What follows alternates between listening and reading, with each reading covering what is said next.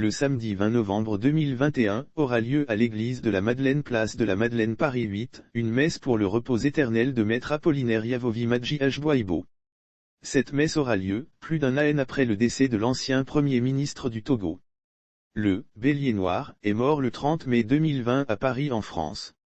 Est-ce donc le début de la fin du calvaire post-mortuaire pour l'illustre disparu? À ce jour, l'on ne connaît pas exactement la date de l'inhumation de Maître Yavovi Ajboibo, même si des indiscrétions évoquent le mois de décembre 2021. Mais, qu'est-ce qui a bien pu pousser la famille et les proches de l'illustre disparu à attendre plus d'un an avant de donner des signes d'une prochaine inhumation? Certains parlent de la Covid-19 qui ne permettrait pas d'organiser des funérailles dignes de ce nom. Mais, il faut faire remarquer que d'autres personnalités importantes du pays, contemporains du natif de Kouvé comme Edem Kodjo, Fambaré Ouattara Natchaba, El Hadj Abbas Bonfo etc., sont morts pendant la pandémie du coronavirus. L'on n'a pas attendu la fin de la pandémie qui n'est pas pour maintenant, avant de leur offrir des obsèques dignes de ce nom. La famille et les proches du président du comité d'action pour le renouveau, car, ont le droit d'agir comme ils veulent, puisqu'ils sont responsables de tout ce qui adviendra après le décès de ce dernier. Mais, comme il n'est pas coutume en Afrique de laisser longtemps un cadavre avant de l'enterrer, certains se posent des questions.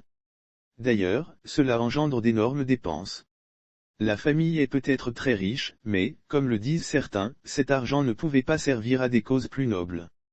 Par exemple, les habitants du village de Maître Ajboibo où il semble que l'on veuille lui construire une tombe luxueuse, ont plusieurs problèmes sociaux.